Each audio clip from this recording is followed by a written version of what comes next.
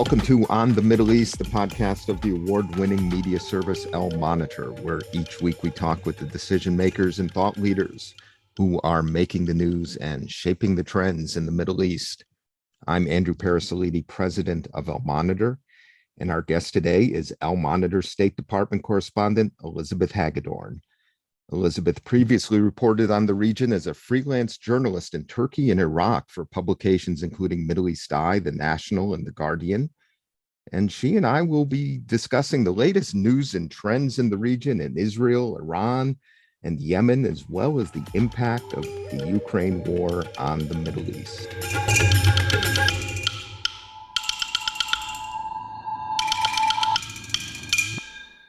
Elizabeth, welcome back to the podcast On the Middle East. Hi, Andrew. It's great to be here. Looking forward to discussing a busy news week with you. Definitely a busy news week. Let's start in Israel. An awful day yesterday. There were 2 killed in a terrorist attack in downtown Tel Aviv, 13 others wounded. What do we know this morning about what happened last night? Right. Well, as you said, it's quite a bit of news out of Israel this week. The country is reeling from yet another deadly shooting that authorities believe to be a terrorist attack yesterday in central Tel Aviv in a busy restaurant and bar scene. 2 people were shot dead and several others seriously injured as of this morning. Israeli special forces have since tracked down the Palestinian gunman who was hiding out in a mosque in the nearby Jaffa neighborhood. He died in a shootout with police. But this is important to consider in the context of Israel experiencing what's been described as the deadliest period of terrorist violence since 2006 for this country. Late last month, there was a series of shootings and stabbings across Israel that left 11 people dead. At least 2 of those recent attacks appear to have been inspired by the Islamic State. The group took credit for one of them, and this has raised concerns that localized ISIS cells could be active within Israel's borders. Our own Ben Caspit writes that Israel's Prime Minister, Naftali Bennett, is under extreme pressure right now to stop further attacks. And this is because, in part, it comes at a time when Israel is undergoing a political crisis of sorts. A member of Bennett's political party has quit the coalition, depriving his coalition of that razor-thin parliamentary majority. We reported that Bennett was caught off guard by this bombshell announcement that came earlier this week from his coalition whip, Idit Silman. And the reason that her defection is significant is you'll recall that last June, Bennett and then opposition leader Yair Lapid cobbled together what was an improbable coalition of rival factions to form this new Israeli government. And whether this coalition survives is now very much in doubt. And this latest development in Israel could pave the way for none other than former Prime Minister Benjamin Netanyahu to return, who, as you know, Andrew, has been waiting in the wings to stage his political comeback. Definitely. And his comeback and his critique of the Bennett government has been on security, and Israel is now being challenged by these terrorist attacks. And it's important to kind of disentangle the many layers of what's happening in Israel, and you laid them out.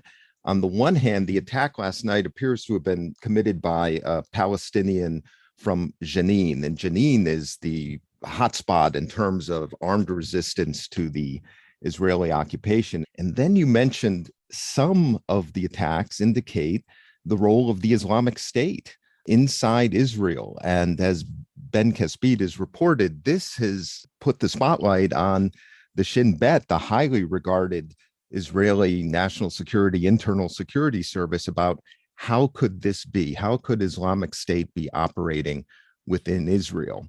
And that even leads to another question, because the perpetrators of those 2 attacks are Arab citizens of Israel. And again, getting back into the coalition politics of what's happening, you'll recall that in that June coalition that was put together, one group in the coalition is an Arab party, and it was the first time that an Arab group, an Arab party, has participated in Israeli government formation. Mansour Abbas of the Ram party is the leader and made that choice to engage in the Israeli political process. And this was a big step for Israel politically and socially. Israel's Arab citizens had until then been frozen out of the governance process in Israel. They make up about 20% or about 1.9 million of Israel's 9 million citizens. And of course, that's in addition to 4.5 million Palestinians living in the West Bank and Gaza. So there are many layers, many dimensions to the security situation in Israel and what it means for Naftali Bennett's government at this time. Absolutely right. I mean, Bennett's government, the Shin Bet, they will face some tough decisions in the coming weeks. You mentioned, Janine, the refugee camp. One question they'll face is whether to launch a more extensive counterterrorism campaign in that refugee camp, where I believe at least two of the recent assailants hail from. So those are just among the tough decisions they'll face in the coming weeks. But, you know, maybe while we're on the subject of Israel, we could turn to what we saw play out at the United Nations this week. This was, of course, a vote that was held in response to Russia's alleged atrocities in Ukraine. Interestingly, nearly every Middle East country abstained from the vote, including regional heavyweights like Saudi Arabia and the United Arab Emirates, as well as countries like Egypt and Jordan and Iraq. The West has sought a united front against Russia, but a number of U.S. allies and partners in the region have been reluctant to outright condemn Moscow. Andrew, I'd love to get your thoughts on this. You were at the Doha Forum last month when Ukrainian President Zelensky gave a video address. What did you pick up from the conference that could maybe help explain this UN vote and the Middle East response to Ukraine's war? Yeah, it's a good question. And I think there are many questions about why so many of our friends and partners in the region have abstained. Obviously, adversaries such as Iran and Syria voted against the UN General Assembly resolution. When I was at the Doha Forum, it was quite fascinating. I mean, the video address by President Zelensky was a surprise. It was riveting. And it sparked a lot of conversation among the delegates. Of course, the Russia invasion of Ukraine and the war was very much part of the discussions already, but President Zelensky's address really focused attention on what's happening there and how it's affecting what's happening in the Middle East. And here's how I would summarize what I picked up from those I spoke to in Doha. First, it's almost, I would say, not almost, but unanimous that everyone I spoke to, officials, non-officials, thought leaders in the region, were critical and condemned Russia's invasion of Ukraine. There's no excuse for it. The Middle East, in particular, many of the states there have been victims of aggression by other powers, and they believe in the principle that no state should be attacked unprovoked, as Ukraine was. There is also a kind of feeling and question about why more wasn't done to head off the conflict. This came up in almost every conversation after the condemnation of Russia's attack and behavior and conduct of the war, was why didn't the US do more to head it off, and especially by trying to convince Ukraine to abstain or step back from its interest in joining NATO, which everyone assumes will be part of a ceasefire and an eventual resolution to that conflict.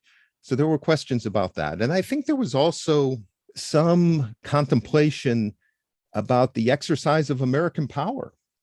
In this case, the US led a rallying of NATO, the armed support for Ukraine, and the unprecedented degree of sanctions on Russia really has taken people aback. It's really shown leadership by the United States, but it's also shown the extent of international economic power, and not just against an adversary like Iraq or Libya, but Russia, the largest country in the world with regard to landmass, member of the Security Council, and a significant player in the Middle East in terms of economic and energy markets. So many of the people there were, I think, pondering what will be the long-term consequences and impact of this. And I should add one more point. As we've been covering at Al Monitor, the effect of the war on the region has had severe implications in terms of the economies of many of the countries. We can talk first about Egypt. We have an article today coming up about how Egypt has secured $22 billion from the Gulf states to mitigate the economic consequences of the Russia-Ukraine war. Egypt imports a substantial percentage of its wheat and agricultural products from Ukraine. That's obviously been cut off. And it's not just Egypt. The UN has talked about Libya, Yemen, Lebanon, elsewhere, catastrophe upon catastrophe in terms of food security in the Middle East, and more broadly, also in terms of Africa and elsewhere. So food prices, inflation, supply chain disruptions, energy prices going up, all of that's affecting us here in the United States, but it's having an even more dramatic impact in emerging markets and countries around the world. Definitely. The Ukraine war has impacts far beyond Ukraine's borders, especially in the Middle East, where people are really feeling the impact when it comes to food prices and energy prices. And I would recommend that those listening check out the really standout reporting from some of our contributors in the region who are covering this issue. You're talking about the Doha conference. Rob Malley was in attendance. Maybe we can turn to Iran and the status of the nuclear talks in Vienna, because something that came up at that forum was this potential lifting of the foreign terrorist organization designation imposed on the Islamic Revolutionary Guard Corps. That is Iran's main demand left here at the Vienna talks. And Malley at the conference sort of left the door open to lifting the designation and said only that, sanctions would remain on the IRGC no matter what happens. Of course, taking it off the list, taking the IRGC off the terror blacklist would be very costly for the Biden administration, and we can get into that. But Andrew, you and I covered this week the status of the nuclear talks in Vienna and why this issue is holding up the talks. And what we've been told is that the US put forward a proposal that it would delist the IRGC if Iran made a public commitment that it would not target Americans. But of course, that's politically a non-starter for Iran, which has vowed to avenge the Trump administration's killing of Quds Force commander Qasem Soleimani, who you'll remember died in a US drone strike in Iraq in January 2020. Andrew, we referenced in the headline for our article, Trump's revenge, this idea that Trump-era sanctions have at least so far succeeded in boxing in the Biden administration. Do you see a way out for these two countries, a way for them to reach a sort of mutually acceptable compromise here? You said it, Elizabeth. I think the Biden administration has been boxed in by the Trump era sanctions and the terrorist designation on the IRGC. That was the plan. That was the plan of President Trump, Secretary of State Pompeo, and National Security Advisor John Bolton. And for those who haven't done so, I'd really recommend going back and looking at John Bolton's book, The Room Where It Happened. I've recommended that book. I think it's the most comprehensive and insightful account, because Bolton was the national security advisor, of decision making during the Trump administration while Bolton held that job. And he goes into some detail about it. The belief of President Trump, John Bolton, and Secretary Pompeo was maximum pressure, and to increase that pressure, not just by stepping back from the Iran nuclear deal and imposing or threatening to impose secondary sanctions on countries that may have done business with Iran, but imposing new sanctions on Iran. And obviously, the designation of the IRGC as a terrorist organization is politically quite sensitive, especially if you contemplate, as they perhaps did, and as is happening now, and the administration trying to say, hey, we're going to take the IRGC off the terrorist list, when everyone knows that the IRGC has been engaged in terrorist activity in the region. Rob Malley is also exactly right in that even if the IRGC was removed from the terrorist list, delisted as an FTO, there would still be plenty of sanctions on the IRGC. And no American company is going to be doing business with an Iranian company that's affiliated with the IRGC. Probably no European company would take that on. Now, that's not to say that the IRGC doesn't have its reach and its tentacles in all aspects of Iranian society. It sure does. But the point is that the sanctions would remain nonetheless. They were there before the FTO designation. They'd be there after the FTO designation. And then, as you pointed out, it becomes a sensitive issue inside Iran, because the IRGC is powerful. It's not just the kind of frontline force in terms of Iran's activities around the region, and it's considered a clearly malign and dangerous threat by our partners, Israel, the UAE, Saudi Arabia, and others who have lobbied the administration to keep the designation. We even saw General Milley this week say he's against delisting the IRGC as an FTO. But the IRGC, if there's going to be an Iran nuclear deal, wants its piece of the action. They want to be able to benefit from the deal. And perhaps it's also symbolic for them too, to say, hey, look, if you're going to engage with the West, with the United States in securing a nuclear deal, we can't be designated as a terrorist group. And the IRGC has its influence and its allies in the Iranian parliament and throughout the Iranian establishment. And I think the bottom line, Elizabeth, is that every day that this goes by, it gets harder in both Tehran and Washington to come to a resolution, because those opposed in both capitals begin to speak up. We even see Democrats as well as Republicans in the Congress now questioning that move. I just mentioned Milley, would also be opposed. And in Iran, you see the hardline, members of parliament and others saying, hey, wait a minute, they're crossing a line or potentially crossing a red line. The frustration is these talks have gone on for a year. It seems like the deal is almost done on all the difficult technical issues. It's been a priority for the Biden administration. They've rallied our European allies to come together. They've been working with Russia and China during otherwise difficult times to forge a united front in dealing with Iran. And we're held up now on what is largely a symbolic issue. Maybe it can be worked out, as again, we haven't been closer than we are now to a deal, but it seems to all be coming down to a very sensitive and symbolic political issue where it's hard to see a way out at this point.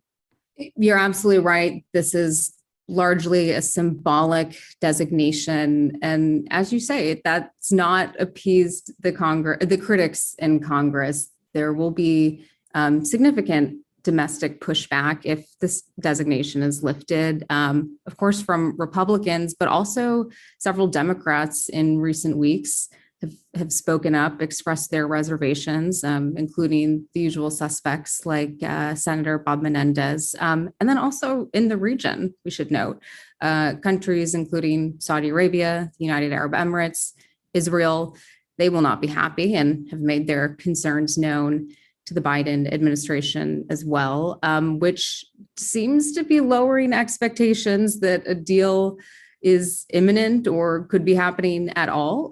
Secretary of State Antony Blinken, when asked this week, said he is not overly optimistic at the prospects of a revived nuclear deal.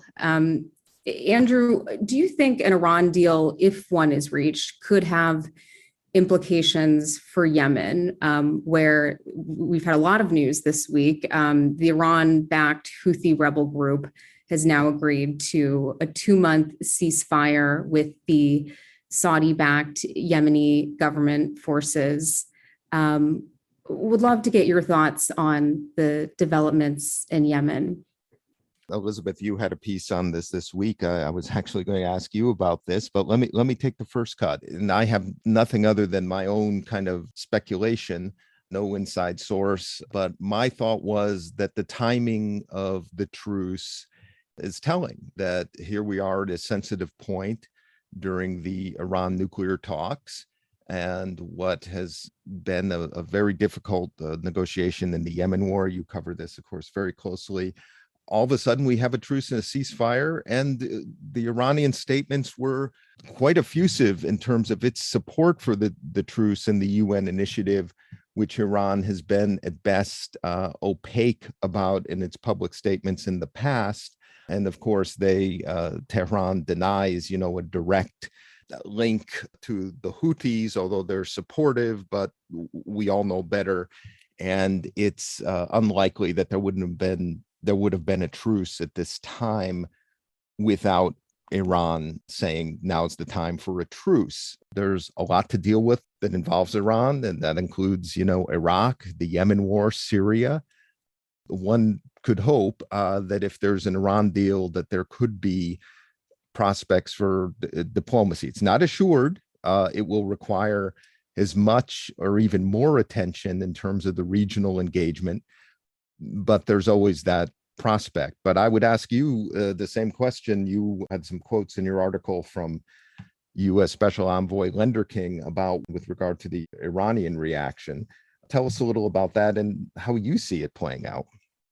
Right. Well, you mentioned that Iran came out in support of this truce, and of course, so did Saudi Arabia. And it's not often that you see those two countries coming out being on the same page about something, right? And I asked Tim Lenderking about this, and what he said is Iran needs to, I think in his words, go a step further and show that they want this truce to hold by cutting off their support for the Houthis. I should mention we had not one, but two kind of stunning turns of events in Yemen this week. There was the ceasefire brokered by the United Nations.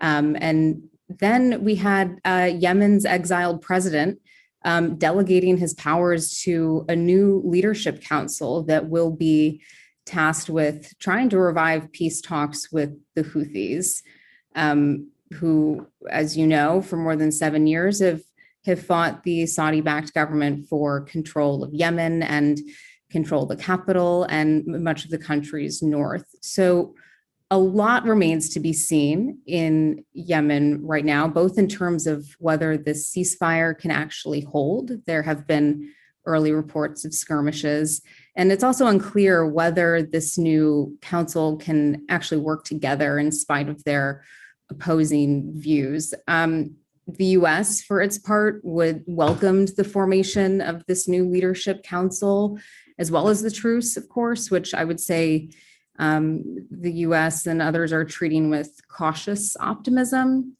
And as Lenderking told me, this truce is a first step. There is obviously still much that needs to be done to bring an end to a war that's created what the UN says is the world's worst humanitarian crisis.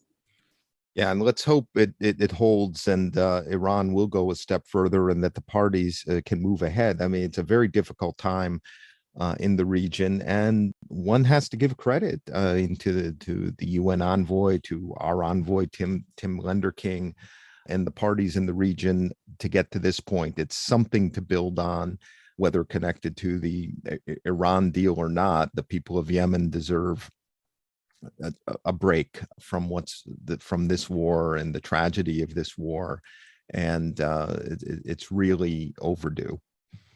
Absolutely. And that brings to mind another tragedy that's been overshadowed, I think, by other international crises of late.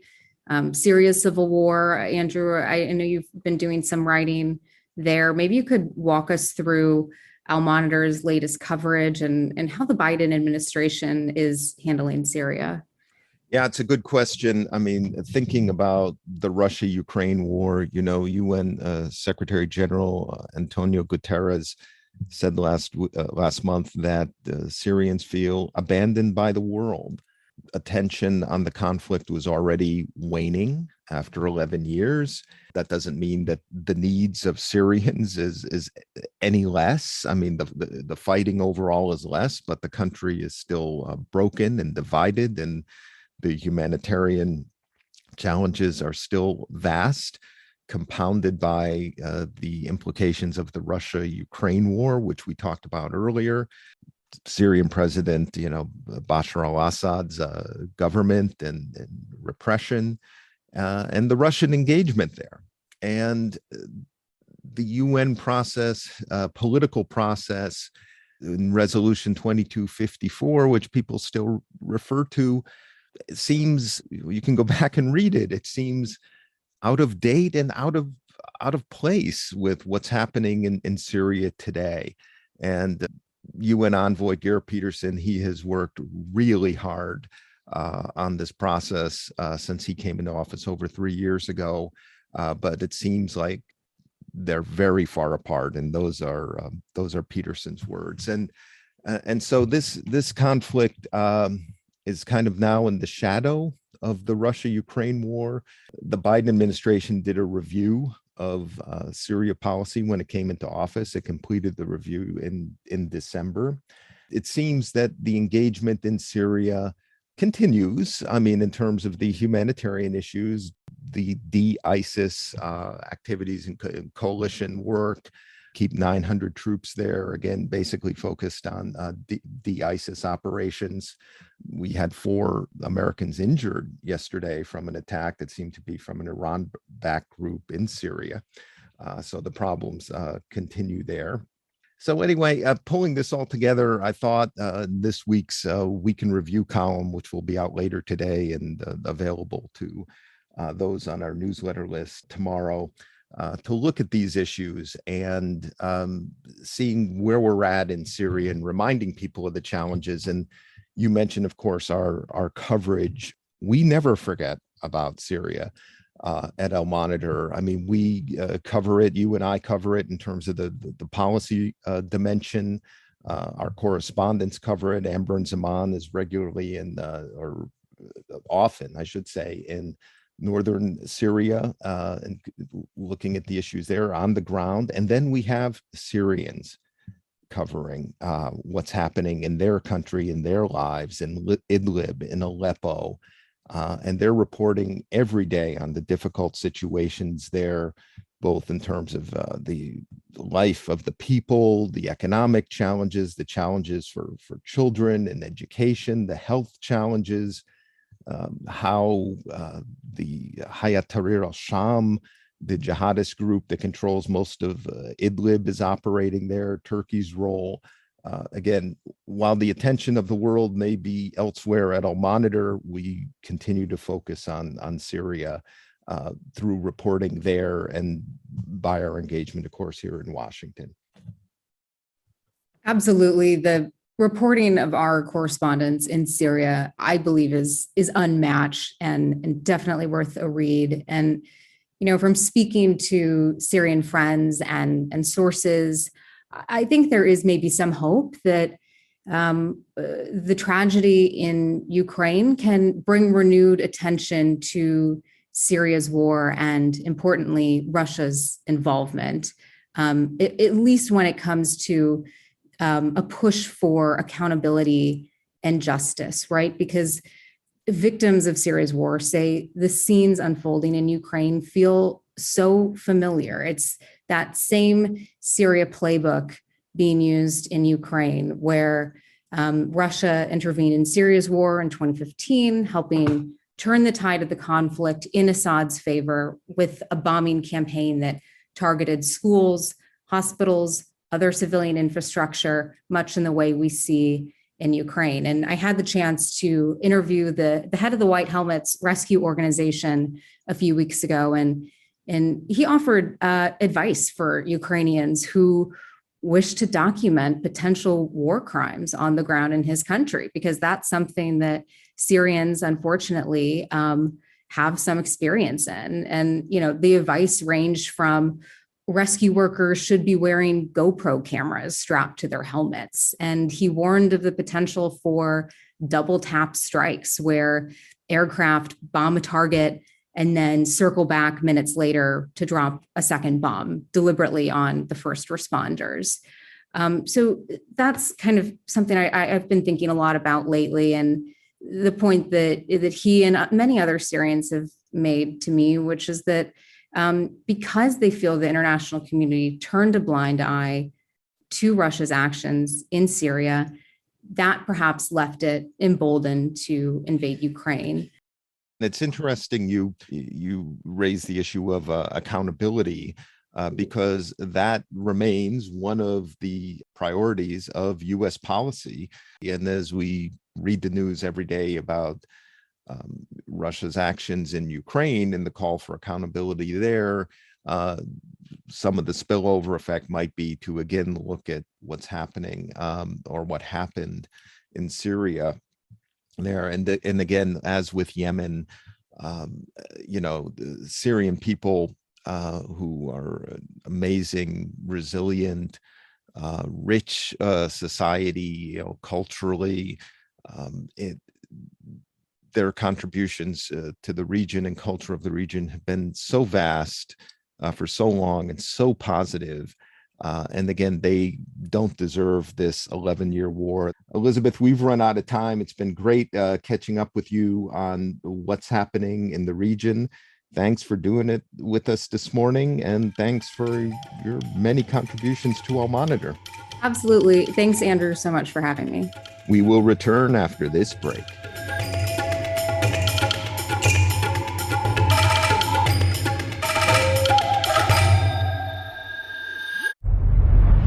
I'm Elizabeth Hagedorn, and I'm the State Department Correspondent at Al Monitor. And I'm Joe Snell. I'm Al Monitor's video editor. Let's admit it, this past year has been difficult to stay on top of the news and sift through what's accurate and what's misleading. Let Al Monitor help you. If you care about the Middle East and North Africa, you should consider listening to Al Monitor's audio series On the Middle East with Andrew Parasalidi and Amber Zaman, and On Israel with Ben Caspi. You can now watch our newest video podcast, Reading the Middle East with Gilles Capel. You can subscribe to these series on your favorite podcast platforms. And through a host of free daily and weekly newsletters, we offer a range of perspectives with the highest journalistic standards. You can subscribe to these newsletters at almonitor.com. As an award-winning media service headquartered in Washington, D.C., Al Monitor has a network of over 160 contributors around the world. So if you haven't done so already, be sure to visit almonitor.com, where you can find all of these newsletters and podcasts along with first-class reporting and analysis.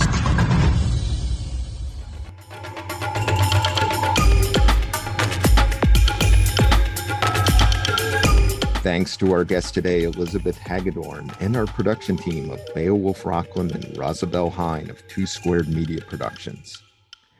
We will be back next week, and if you haven't done so, please sign up for all 3 of our podcasts at your favorite podcast platform. First, Reading the Middle East with Gilles Capel. His guest this month is the legendary French architect Jean Nouvel, designer of the Institut du Monde Arabe, the Louvre Abu Dhabi, and many other amazing structures. And On Israel with Ben Caspit, where Ben this week interviews Israeli intelligence expert Boaz Ganor. And finally, this podcast on the Middle East, where I will be here next week with Turkish commentator and El Monitor columnist Kadri Gürsel. Thank you all for listening, and please keep up with all of the news and trends in the Middle East at elmonitor.com.